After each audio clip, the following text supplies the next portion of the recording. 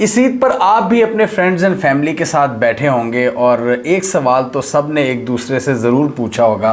सबके जहन में ख्याल आता है कि भाई पाकिस्तान का मुस्तकबिल क्या है, पाकिस्तान में कौन सा सेटअप चलेगा, कौन सा एक आइडियल सेटअप है, जमहूरियत, डिक्टेटरशिप या फिर हाइब्रिड निज़ाम। आज की इस वीडियो में हम यही जानने की कोशिश करेंगे भाई हमारे मुल्क का क्या मुस्तकबिल है और कौन सा निज़ाम यहाँ पर ज़्यादा सूट करता है। तो आइए ज़रा देखते हैं कि क्या इस मुल्क का फ्यूचर हो सकता है और क्या इसके मसाइल का हल है। एक जो तजवीज़ हमें बहुत से लोगों से आती है, वो अपने आप को बहुत ज़्यादा जमहूरियत पसंद कहते हैं, जमहूरियत के चैम्पियन और बड़े असूल पसंद वो अपने आप को शो कराते हैं। वो अपने बैकग्राउंड्स में बड़ी उन्होंने किताबें भी रखी होती हैं, वो बता रहे होते हैं दुनिया को जी हम बड़े पढ़ाकू लोग हैं। वो कहते हैं कि जी पाकिस्तान के जितनी भी जमहूरियत है ना, जितनी भी पॉलिटिकल पार्टीज़ हैं, उन सबको मिलकर इस्टेब्लिशमेंट को सियासत से आउट कर देना चाहिए।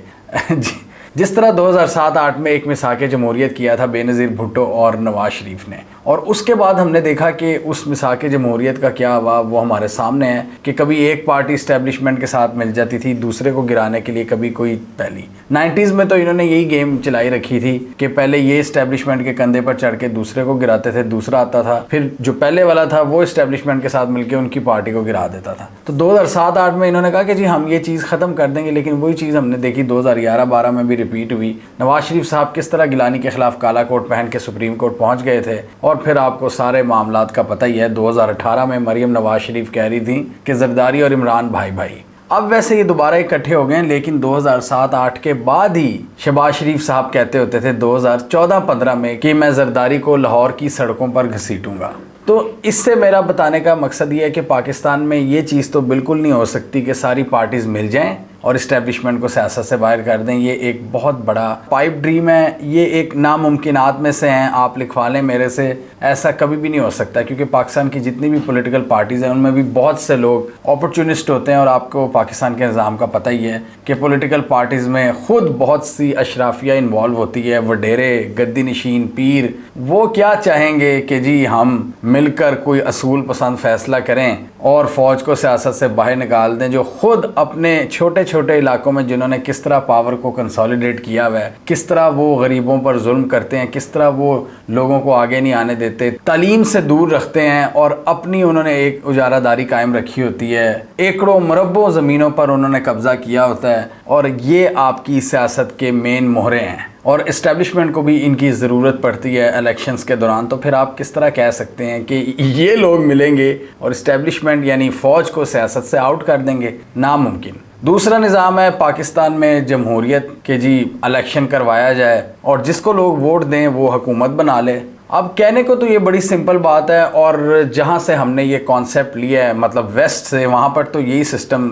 चलाया जाता है। लेकिन हम चूँकि पाकिस्तान में रहते हैं, बहुत सी इस इलाके की अपनी रियलिटीज़ हैं। इसमें हिस्टोरिकल पर्सपेक्टिव का समझना भी बहुत ज़रूरी है। जब हिंदुस्तान और पाकिस्तान की डिवाइड हुई थी तो हमें कौन सा हिस्सा दिया गया था? हमें एक ऐसा हिस्सा दिया गया था जिसमें हमारे पास बहुत थोड़ा एक रीजन था, नैरो रीजन है, और वेस्टर्न बॉर्डर यानी पूरी सेंट्रल एशिया की एक फायरवॉल हमें बना दिया गया। मतलब एक बफर स्टेट क्रिएट कर दी गई कि जी अब सेंट्रल एशिया से जितने हमलावर आएंगे उस साइड से, अफ़गानिस्तान वाली साइड से, उसको बेचारी ये पाक आर्मी देखेगी या कबायली लोग देखेंगे। ये ड्यूरेंट लाइन गोरों ने इसलिए बनाई थी ना कि वहाँ पर एक बॉर्डर तैनात हो, और वहाँ पर उन्होंने अपने सोल्जर्स खड़े किए कि रशियन एम्पायर, सोवियत यूनियन या सेंट्रल एशियन या अफ़गानी हमलावरों का अगर ख़तरा हो तो हमारे फ़ौजी यहाँ पर खड़े हों, जो कि कहाँ के थे? हमारे पाकिस्तान के इलाके के थे। और उसके बाद वो फ्रंटियर कोर में तब्दील हो गए। तो भारत को तो एक बहुत बड़ा एज मिला पार्टीशन के वक्त कि वो जो एक डिफ़िकल्ट रीजन था वो पाकिस्तान में शामिल हो गया। भारत को तो उस इलाके की टेंशन ही नहीं रही जिस तरह ब्रिटिश एम्पायर को होती थी या पुराने यहाँ के हुक्मरानों को होती थी कि यार यहाँ से हमलावर आ रहे हैं। उनको हर वक्त अपने डिफेंस के लिए किले बनाने पड़ते थे, बड़ी बड़ी फ़ौजें बनानी पड़ती थी, फिर भी हार जाते थे ये राजपूत वगैरह। ये अफ़गानिस्तान से, सेंट्रल एशिया से जितने हमलावर आते थे ये तहस नहस कर देते थे सब कुछ। उसके बाद ब्रिटिश एम्पायर का आना, फिर सोवियत यूनियन का हमलावर होना, फिर मॉडर्न टाइम्स में 80s में सोवियत यूनियन का आना, और फिर अमेरिका का आना 9/11 के बाद। तो ये हिस्सा एक बड़ा डिफ़िकल्ट रीजन है, और इसकी वजह से मेरा ये आर्गूमेंट रहता है कि पाकिस्तानी जो फ़ौज है वो हमेशा सियासत में इन्वॉल्व रहेगी। क्योंकि ये हमारी बदकिस्मती है, हमें जो इलाका दिया गया है उसमें हमें एक बफर स्टेट बनाया गया और इसमें हमारी आर्मी की जो इम्पोर्टेंस है वो कभी ख़त्म नहीं होगी या कम नहीं होगी, डिमिनिश नहीं होगी, चाहे जो मर्ज़ी जितना मर्ज़ी एफर्ट कर ले। पाकिस्तान में आर्मी एक बहुत बड़ी हकीकत है।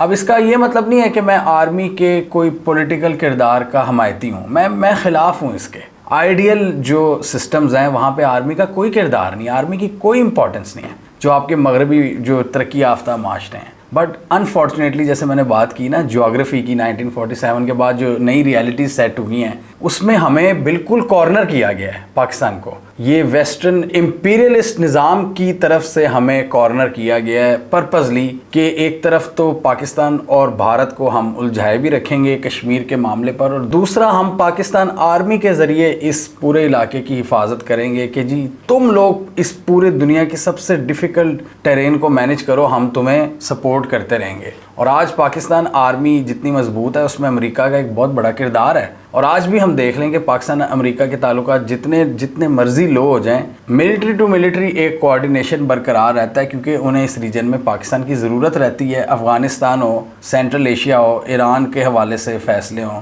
या फिर बहीरा अरब में जो पॉलिसीज़ होती हैं, इसमें बड़ी इंपॉर्टेंस है पाकिस्तान आर्मी की। और यही वो रीज़न है कि पाकिस्तान आर्मी इस पूरे रीजन में एक बहुत ताकतवर एंटिटी है। अपने मुल्क की बात करें, अब बांग्लादेश में देख लें, बांग्लादेश में भी डर गई थी आर्मी कि जब शेख हसीना वाजिद के पीछे लोग पड़ गए थे तो उनकी आर्मी पीछे हो गई थी क्योंकि वो मामला सेट नहीं कर पा रहे थे। मतलब वो आवाम से डर गए और उन्होंने फ़ौरन कहा कि आपकी आर्मी हमारे आपके साथ खड़ी है। यहाँ पे आर्मी का कोई इख्तलाफ हो जाए अगर टॉप पॉलिटिकल पार्टी से, तो आर्मी डरती नहीं है। आर्मी कहती है कि जो हमारे मफाद में, जो वो समझती है कि जो फैसला हमें नज़र आ रहा है मुल्क की बेहतरी का, हम उसको आगे लेकर चलेंगे और उसको वो फिर मनवा के रहते हैं। वो कहते हैं कि नहीं, ये है हमारे मुल्क की डायरेक्शन, हम हैं यहाँ के स्ट्रेटेजिक और टैक्टिकल डिसीजन मेकर्स और हम इस फैसले को मनवाएंगे क्योंकि ये बहुत ज़रूरी है आपके फ्यूचर के लिए। और वही एंड पे बात वही आती है कि जो जियोग्राफिकल रियलिटीज़ हैं उनको सामने लाती है आर्मी के, जी ये हमारे चैलेंजेस हैं, एक तरफ ईस्टर्न बॉर्डर है, एक तरफ वेस्टर्न बॉर्डर है, तो हमें संभालना पड़ता है, लिहाजा आप ज़रा आराम से बैठ जाएं, ये हमारी जिम्मेदारी है। और फिर इसी चक्कर में आप देखते हैं कि फिर पूरी एक एम्पायर खड़ी होती है,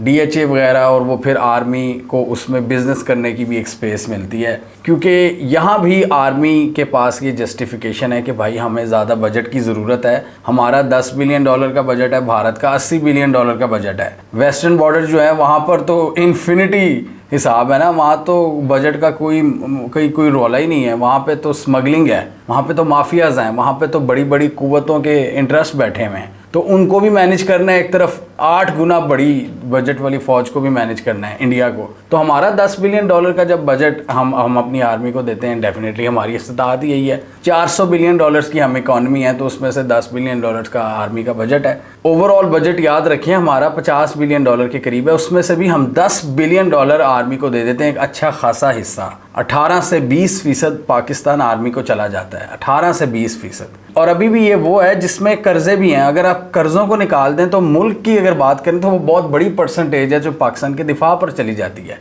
तो इसलिए आर्मी का ये पॉइंट ऑफ व्यू कि हम बिज़नेस करना हमारी मजबूरी है, हम अपना रेवेन्यू खुद जनरेट करते हैं, हम सबसे बड़े टैक्स पेयर भी हैं पाकिस्तान के अंदर और हमें पैसों की ज़रूरत है और इसलिए हमने अपना एक पैरेलल सेटअप चलाना है। हमारी ये एक ज़रूरत है क्योंकि हमने भारत का, ईस्ट का, वेस्ट का मुकाबला करना है। तो जब आर्मी आपकी इकॉनमी में मुलविस होना शुरू हो जाती है इस तरह के बिजनेसेस के ज़रिए, इकॉनमी का मतलब है वो बाय डिफ़ॉल्ट पॉलिटिक्स में भी आएगी क्योंकि जो आपका सोशो इकोनॉमिक स्ट्रक्चर होता है उसमें इकॉनमी और पॉलिटिक्स दो अहम किरदार होते हैं जो एक दूसरे के साथ नथी होते हैं, दो इम्पॉर्टेंट एलिमेंट्स। तो जब कोई इकॉनमी में हिस्सा लेगा तो इकॉनमी का बाय डिफ़ॉल्ट मतलब है पॉलिटिक्स में भी वो आएगा क्योंकि फिर वो परवाह करेगा कि यार अगर मैं इकॉनमी में हूँ तो मेरी प्रोडक्ट के बारे में लोग क्या बात कर रहे हैं, फिर उसको पॉलिटिक्स करनी पड़ेगी, उसको भी PR और मैनेजमेंट करनी पड़ेगी ISPR वगैरह के ज़रिए। तो वो फिर उनको फिर हर चीज़ में इन्वॉल्व होना पड़ता है उनके बिज़नेस एम्पायर की वजह से, जो कि उनके बजट के बढ़ावे में मददगार साबित होती है। और बजट का बढ़ावा क्यों? हमारे वही ईस्टर्न और वेस्टर्न चैलेंजेस। तो ये पाकिस्तान का आप एक अलमिया समझ लें कि हमें इस तरह की एक ज़मीन दी गई, इतनी डिफ़िकल्ट ज़मीन दी गई कि इसमें आर्मी का किरदार इस तरह बढ़ जाता है अभी भी हमने रिसेंट झड़पों में भी देखा है कि किस तरह आर्मी ने अपना किरदार अदा किया है, सिर्फ इसी वजह से क्योंकि इसके अलावा और कोई ऑप्शन नहीं है पाकिस्तान के पास। जितना बड़ा भारत है और जितने छोटे हम हैं, अगर ये पाकिस्तान आर्मी को भी आप इस इक्वेशन से निकाल दें तो भारत तो आपको हड़प कर लेगा 1 सेकंड में। या आप अगर वेस्टर्न बॉर्डर से पाक आर्मी को हटा लें तो यहाँ पे तो फिर पूरी दुनिया के हमलावर एंटर हो जाएंगे ये कबायली इलाकों के ज़रिए, तो फिर आपका क्या बनेगा फिर। तो यहाँ पे आपको समझ लगती है कि आर्मी का बजट बढ़ाना क्यों ज़रूरी है। अब मेरे पास इसका एक और सोल्यूशन है। मैं ये कहता हूँ कि भाई आप पूरे मुल्क की इकॉनमी को बेहतर करो, लेकिन पूरे मुल्क की इकॉनमी कैसे बेहतर होगी, उसके लिए मेरा एक आइडिया है, और वो वही आइडिया है जो कि जिससे मोस्टली पाकिस्तानी एग्री करते हैं। ये कोई खलाई आइडिया नहीं है, कोई मैं ऊपर से नहीं लाया। ये आइडिया ये है कि पाकिस्तान में इलेक्शंस हों और जो लीडर उभरे उसको आप सारी भागदौड़ दे दो मुल्क की, और पाकिस्तान में डेफिनेटली वो सिस्टम एक हाइब्रिड सिस्टम होगा। मेरा ये मानना है कि एक पॉपुलर लीडर जिसके पीछे अवाम की सपोर्ट हो उसको आर्म फोर्सेस भी सपोर्ट करें। जैसे मैंने पहले कहा कि पाकिस्तान आर्मी बहुत ज़्यादा पावरफुल है बाकी रीजन के मुकाबले में। बाकी रीजन की आर्मी ज़रा डर जाती हैं, पाक आर्मी इतना घबराती नहीं है यहाँ के पॉलिटिकल माहौल से। वो हर हालत में अपनी सुप्रेमेसी को कायम रखना जानती हैं। लेकिन अगर आपने इकॉनमी को बेहतर करना है, आपने अपने बजट में इजाफा करना है, तो उसके लिए बहुत ज़रूरी है एक पॉपुलर लीडर जो इलेक्शन के ज़रिए सामने आएगा। बेशक पॉपुलर ना भी हो, इलेक्शंस करवाएं, फ्री एंड फेयर इलेक्शन हो। मतलब इलेक्शन का मकसद क्या है ये समझने की ज़रूरत है। इलेक्शन सिर्फ एक वर्ड नहीं है। इलेक्शन का मतलब है कि जी आप लोग किसको चाहते हैं जी कि वो आपके मुल्क का हेड बने, वो उसके हाथ में हो भाग दौड़। यानी एक पब्लिक परसेप्शन क्या हो उसको समझने का क्या तरीका है इलेक्शन। पब्लिक पल्स को एनालाइज करने का तरीका है, पब्लिक सेंटिमेंट एनालिसिस का ये तरीका है कि जी इलेक्शन करवाओ, और इलेक्शन में जो भी लीडर उभरे, चाहे वो नवाज शरीफ हो या इमरान खान हो, उसको आप मुल्क की भागदौड़ दें और उसके पीछे खड़े हों। पूरी ब्यूरोक्रेसी, पूरा सिस्टम, पूरी आर्मी उसकी आवाज़ पर लब्बैक है कि जो आप डिसीजन लोगे हम उसको पूरा करवाएंगे। और डेफिनेटली ये सारा सिस्टम एक हाइब्रिड निज़ाम की शक्ल में ही चलेगा, क्योंकि आर्मी के स्टेक्स तो बहुत ज़्यादा हैं। वो हम रातों रात आप ख़त्म नहीं कर सकते DHA वगैरह को, जो इकॉनमी में इनका किरदार है, जो फैक्ट्रीज़ हैं, जो इनके बिजनेसेस हैं। तो वो पैरेलल में जो सिस्टम चल रहे हैं डेफिनेटली उसमें भी पाकिस्तानी काम कर रहे हैं। आप उनको बिल्डोज़र से गिरा नहीं सकते। ये जो हमारे सिविलियन सुप्रीमेसिस्ट बैठे हुए हैं, मैं भी सिविलियन सुप्रीमेसिस्ट हूँ, लेकिन मैं ये नहीं कहूँगा कि जी इन सिस्टम्स को आप उड़ा के रख दो, सारे सियासतदान आ जाएं और जी कहें आर्मी बाहर हो जाए। ऐसा आपको भी पता है कि नहीं हो सकता। इधर मैं ग्राउंड रियलिटीज़ की बेस पर ये वीडियो बना रहा हूँ कि क्या हल हो सकता है पाकिस्तान के मसाइल का। तो आर्मी को ये एक चीज़ समझनी चाहिए कि आर्मी की जो लीडरशिप है ना, उसके पीछे कौम लबैक नहीं कहेगी। अब आप अगर पूरी दुनिया में ज़रा फिर के देख लें, चाइना में, अमेरिका में या वेस्ट में, या अब अपने मुल्क रीजन में आ जाएं तो तुर्की में, आज़रबाईजान वगैरह में, इन सब ने एक माहौल बनाया, कौम को एक मकसद दिया, एक कौमियत की फ़िज़ा पैदा की, नेशनलिज्म को हवा दिया। लेकिन वो एक लीडर ने किया, वो किसी मिलिट्री लीडर ने नहीं किया। मिलिट्री लीडर, इजिप्ट को आप एग्जाम्पल बना के देख लें, वहाँ क्या हाल है, तितर बितर हुआ पड़ा है पूरा मुल्क। वहाँ पर एक मिलिट्री डिक्टेटर ने ये करने की कोशिश की थी, सीसी साहब ने, और मुर्सी को जेल के अंदर मारा था। तो वहाँ पर क्या हाल हुआ वो इजिप्ट आपके सामने है। अब दूसरी तरफ आए उन ममालिक की तरफ जहाँ पर लीडर्स ने मुल्क को संभाला है। मोदी काफ़ी बेहतर हालात किए भारत के। आज़रबाईजान में आप देखें जो उनके सदर हैं इस वक्त, उन्होंने किस तरह पूरी कौम को इकट्ठा किया है, एक नेशनलिज्म की वेव जनरेट की है। उर्दगान को आप देख लें कि उन्होंने किस तरह लोगों को अपने पीछे लगाए रखा है और नेशन बिल्डिंग की कोशिश की है, चाहे वो किसी भी नारे पे वो थोड़ा बहुत कंट्रोवर्शियल भी हो सकता है। तो यहाँ पर इंसानों से गलतियाँ होती हैं।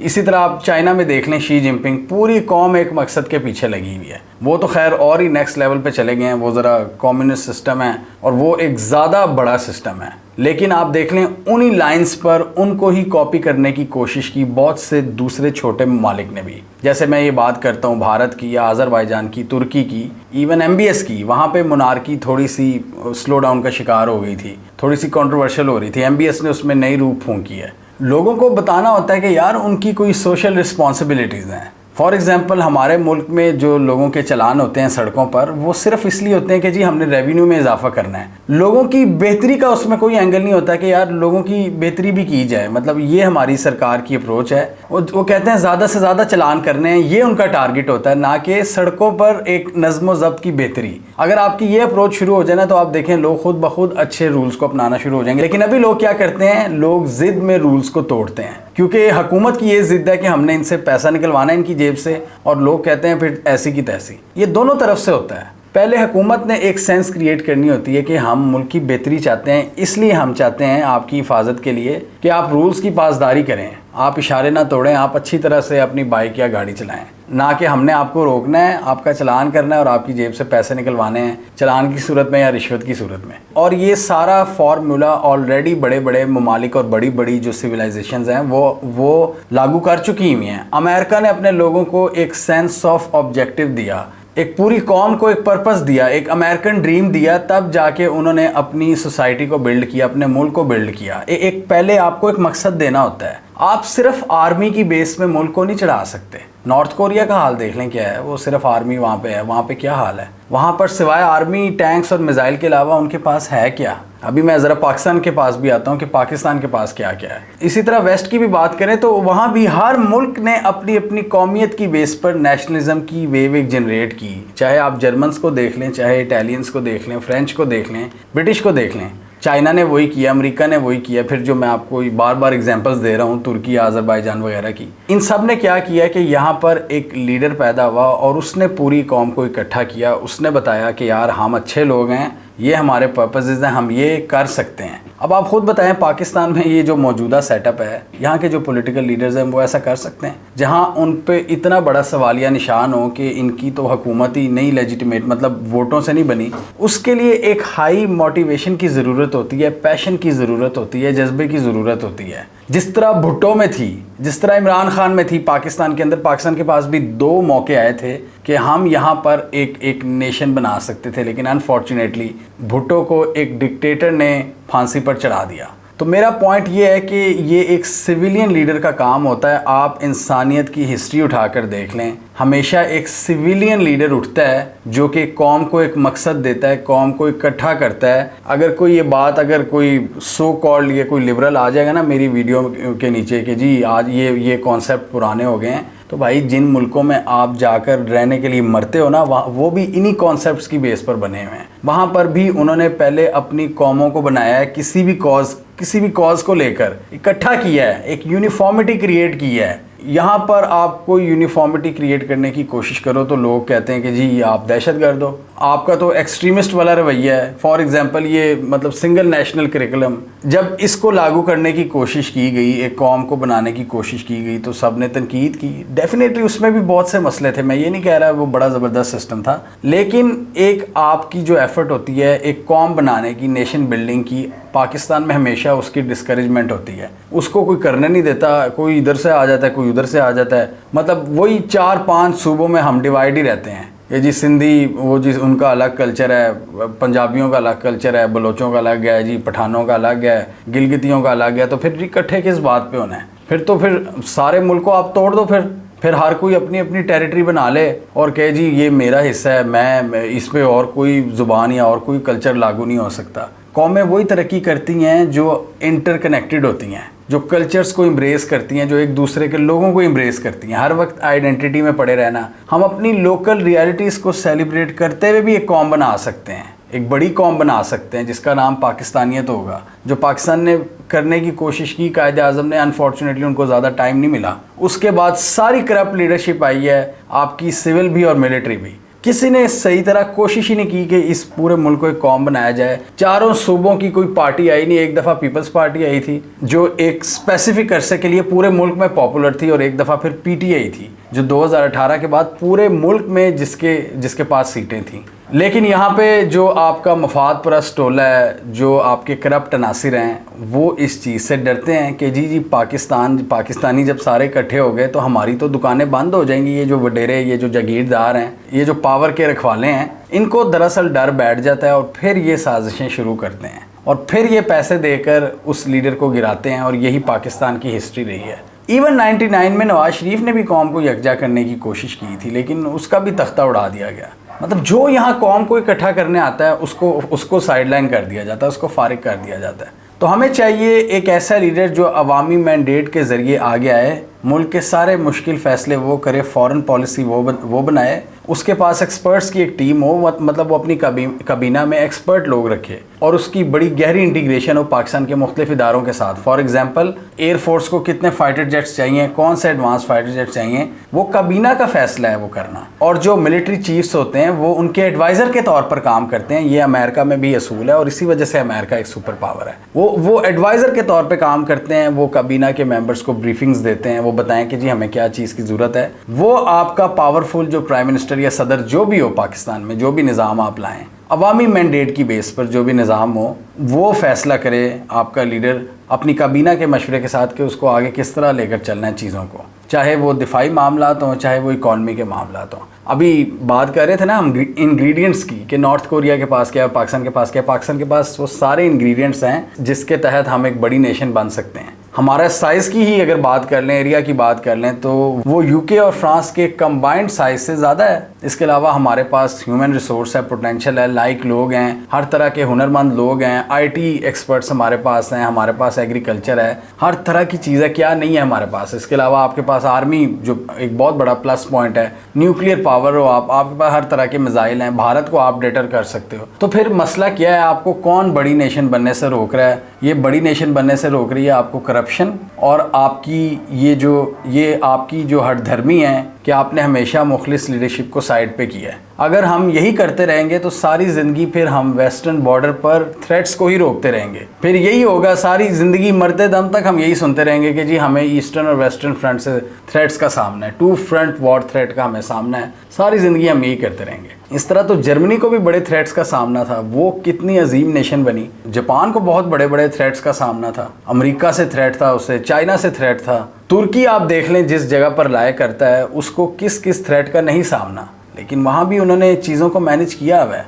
आप अपने अफ़गान भाइयों से दोस्ती करके वेस्टर्न बॉर्डर का मसला सारी ज़िंदगी के लिए ख़त्म कर सकते हैं। इसके अलावा आप भारत से किसी हद तक एक अंडरस्टैंडिंग करके आप बहुत से मसलों को हल करके आगे की जानिब बढ़ सकते हैं कि सारी ज़िंदगी आपने कौम को यही बताना है कि जी हर वक्त ख़तरे का सामना है, मुल्क नाजुक दौर से गुज़र रहा है, हालात बहुत नाजुक हो चुके हैं, मुल्क नाजुक मोड़ पर खड़ा है। इस तरह के ही हम जुमले सुनते रहेंगे। और अभी देखें जिस तरह भारत ने अब आबी जारियत भी शुरू कर दी, अगर हमारे यही पैटर्न्स रहे जो पिछले 75 सालों से है, तो फिर आने वाले दिनों में मैं सीधी सादी बात यही कहूँगा कि पाकिस्तान में आपका कोई फ्यूचर नहीं है। आपको चाहिए कि अभी से अभी पाकिस्तान छोड़ने की तैयारी करें, क्योंकि आने वाले सालों में ना यहाँ पे पानी होगा, और जब पानी की किल्लत स्टार्ट होगी तो अशराफिया को तब मसला शुरू होगा। अभी अशराफिया को मसला नहीं हुआ, जब अशराफिया को मसला शुरू होगा ना, वहाँ पर जब हलचल पैदा होगी और अवाम बिल्कुल फाकों से मर रही होगी, तो वो फिर अटैक करेगी, वो हमले करेगी अशराफिया पर। एक सिविल वॉर का आगाज़ हो सकता है अगर आपने अपनी हठधर्मी इस तरह ना छोड़ी। अगर आप अपने पॉश एरियाज़ में इसी तरह बैठे रहे, आराम से अपने जो आपने पैरेलल सिटीज़ बनाए हुए हैं, आप उधर अभी तो आप एंजॉय कर रहे हैं, लेकिन जो हालात जिस तरफ जा रहे हैं वो ज़्यादा अरसे तक वो एंजॉय नहीं रहेगा। हम पहले भी ट्रेलर्स देख चुके हैं बदअमनी के, आगे और गंभीर सूरत हाल पैदा हो सकती है। उसके लिए मैं यही कहूँगा कि आप जागें। ये आप जितने भी एम्पायर्स हैं उनकी डाउनफॉल की यही रीज़न होती है कि बड़े बड़े चैलेंजेस के बावजूद वो सोए होते हैं और वो अपने आखिरी दिनों में मज़ीद सख्त हो जाते हैं, लोगों पर डंडा तेज़ कर देते हैं। कहीं पाकिस्तान भी तो उसी जानिब नहीं बढ़ा, जिस तरह हर तरह से लोगों का गला घूंटा जा रहा है, फ्रीडम ऑफ एक्सप्रेशन को कुचला जा रहा है, जिस तरह डेमोक्रेसी की धज्जियाँ उड़ाई जा रही हैं। क्या हम भी किसी मुग़ल एरा की डिमाइस की तरफ तो नहीं जा रहे? अभी तक इस मुल्क में सिर्फ अशराफिया, ब्यूरोक्रेट्स, आपके जागीरदार और जर्नैलों ने ही मज़े लिए हैं और आइंदा भी यही लोग मज़े लेते रहेंगे, इसमें तो कोई शक की गुंजाइश नहीं है। इसमें 50% तक बेहतरी तब आएगी जब आप मैंडेट का एहतराम करेंगे, जब एक पॉपुलर लीडर आएगा, आवाम की बैकिंग उसके पास होगी और वो मुश्किल डिसीजंस कर सकेगा, तब जाकर मुल्क तरक्की कर सकता है। हिस्टोरिकली ये सिविलियन लीडर्स होते हैं जिनके पीछे आवाम खड़ी होती है और जो आवाम को बड़ा मकसद देते हैं नेशन बिल्डिंग के हवाले से, और उस नेशन बिल्डिंग में मिलिट्री एक बहुत इंपॉर्टेंट टूल होती है, ना कि उसको लीड कर रही होती है। तो पाकिस्तान में हमें एक फ्री एंड फेयर इलेक्शंस की ज़रूरत है, एक पॉपुलर लीडरशिप की ज़रूरत है, एक स्ट्रॉन्ग मिलिट्री की ज़रूरत है जिसकी बैकिंग हो अपनी हुकूमत के लिए, करप्शन में ख़ात्मे की ज़रूरत है और लैंड रिफॉर्म्स की ज़रूरत है, जिसकी वजह से ये आपके जागीरदार जिन्होंने पूरे मुल्क के सिस्टम को यरगमाल बनाया हुआ है, पूरे सोशो इकनॉमिक पॉलिटिकल स्ट्रक्चर का उन्होंने गला घूंटा हुआ है, हमें कमेंट सेक्शन में बताइए आपके ख्याल में आने वाले सालों में पाकिस्तान का जो कलेक्टिव विजडम है पाकिस्तान को इस अप्रोच को फॉलो करने की इजाज़त देगा, या आपके ख्याल में पाकिस्तान का असल कलेक्टिव विजडम करप्शन ही है जो कि पाकिस्तान को कभी आगे जाने नहीं देगा। आप क्या समझते हैं? कमेंट कीजिए। इसके अलावा हमारा यूट्यूब चैनल सब्सक्राइब कर लें, साथ ही वो बेल आइकॉन भी दबा लें ताकि वो स्टोरीज दुनिया भर से पाकिस्तान से जिनकी मेन स्ट्रीम मीडिया पर प्रॉपर कवरेज नहीं होती हमारे प्लेटफॉर्म के थ्रू आप तक टाइम पर पहुंच जाएं।